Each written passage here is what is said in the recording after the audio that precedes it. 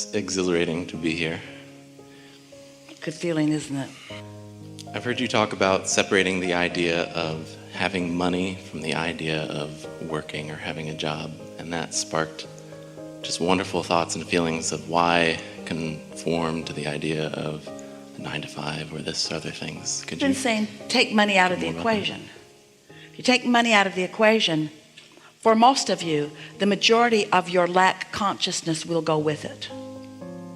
And you could do it pretty easily after a conversation like the one that we've had here today, because you are getting the sense of what vibrational currency is.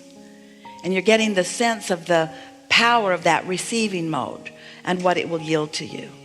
You know, you have to let your reasoning mind show you that there must be more to the attraction of financial remuneration than you've been thinking, because there are a lot of people working really, really hard and not becoming prosperous. And there are a lot of people who don't work that hard who are magnificently prosperous. And the world's response to that often is, well, let's just take the finite pot or pie and just split it up more equitably among the masses. And then we say it wouldn't be long before the pie would be right back where it is, because it's a vibrational attraction thing, you see.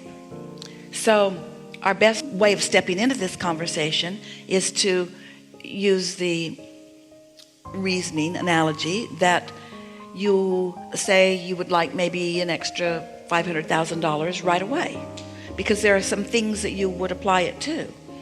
And you also are reasonable enough to start again.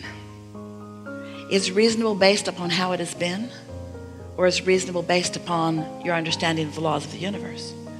So many people have an expectation that that $500,000 is not going to come to them today. So today isn't the day again, and then today isn't the day again, and then today isn't the day again. But we want you to acknowledge that there may be too much resistance on your trail, on your path, for you to let that money in right now.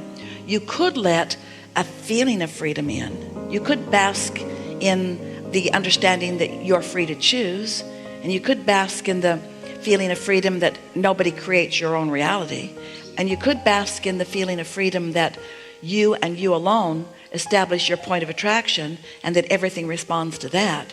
So you could shift the way you feel, and you could have the feeling of prosperity. And if you do that often enough, you will have practiced a vibration that holds you steadily in that place where money has to flow to you in powerful fashion. So money out of the equation, focus on feeling. Let's say it's stronger. The need for the manifestation out of the equation, and the feeling of being in the receptive mode, the desire. Doesn't matter if the manifestation is money or a mate or an empire or an improved political community. Doesn't matter what the manifestation you want is. You gotta stop focusing on it if your belief is that it isn't. Because what has manifested will keep you from manifesting it. Because you take yourself and what you think everywhere you go. So it's different places and different faces, but the same thing over and over and over again. Thank you.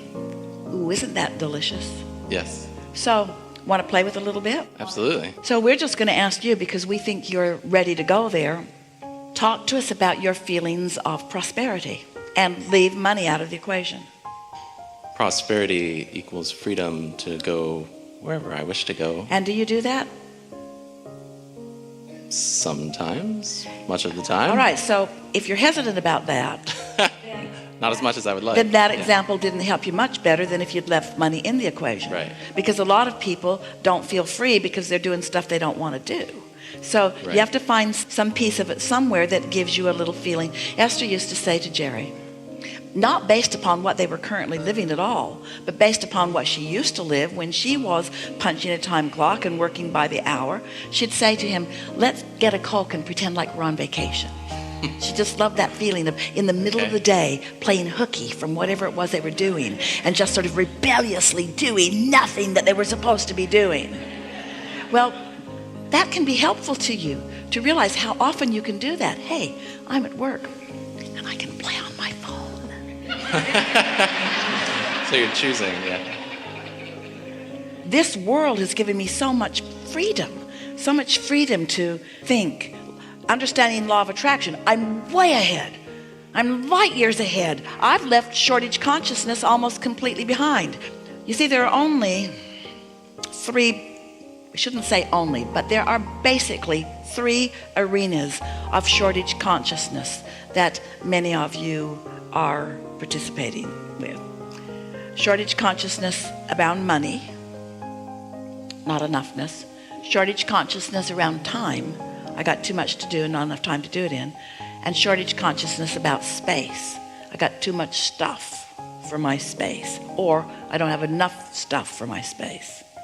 And so when you focus on any of those things that cause you to feel lackful, you impede, you put a filter on, you block the flow of the abundance that's in the vortex that you're calling to you.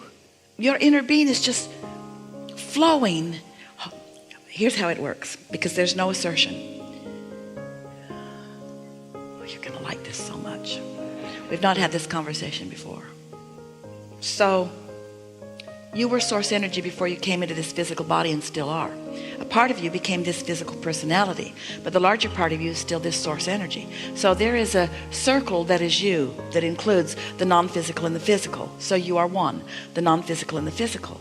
So the physical you decides that you would like some things and you throw it into your vortex, and the non-physical you finds a vibrational alignment with it and becomes it immediately. So when your inner being is attracting the things that you desire, it feels like your inner being is giving them to you, but what your inner being is really doing is attracting them to the bigger part of you through you. Did you get that?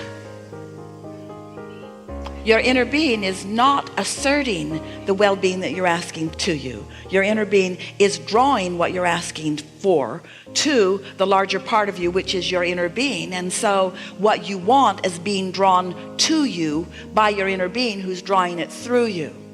So the way that plays out is everything that you want, your inner being is focused upon it and flowing ideas and information and possible paths. And when you accept that, then you never again will feel shortage consciousness of anything, because your inner being and all this resourceful stuff that you want to call, we call it non-physical, sometimes you want to call it God. In other words, the blessings are raining down all around you. And once you begin to understand this, then you put yourself in that place, you release some of the filters, and you let yourself be the receiver of more of it more often. And then you just feel freer and more empowered and more blessed and more worthy and more happy and more sure-footed and more eager, and nothing gets you down because you know it always is working out for you. And now you're just enjoying the journey the way you intended to, and now you're the deliberate creator that you wanted to be, and you're enjoying the contrast because it helps you clarify, and you love the feeling of molding yourself into vibrational alignment with it, and new ideas keep hatching, and you just keep feeling better and better. And the older you get, the younger you are, the better you feel, the more vital and vitality that you have. And you just defy all the odds of the way most people who have lived this long are living, because you're just high on life and eager about more. You are the physical embodiment of source energy. Whew. I am.